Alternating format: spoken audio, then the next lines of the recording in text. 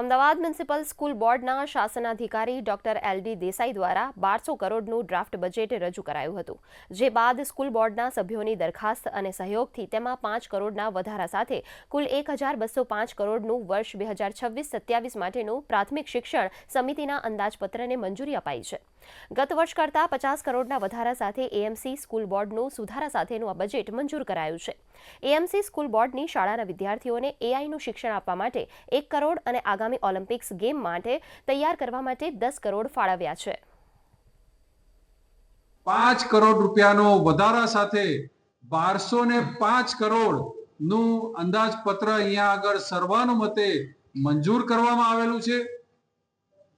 મને જણાવતા આનંદ થાય છે કે આ વખતે જે અંદાજપત્ર જે મૂકવામાં આવેલું છે તેમાં ખાસ કરીને જે 1205 કરોડમાંથી 86.67% એટલે કે 1044.32 કરોડ જેટલી રકમ પગાર અને પેન્શન પાછળ ખર્ચ થનાર છે, તેમજ બીજી રકમ 10.9 131 કરોડ 0.29 કરોડ શાળા અને માળખાકીય સુવિધાઓ માટે અને 2.44% 39 કરોડ એ વિદ્યાર્થીલક્ષી ખર્ચ થનાર છે.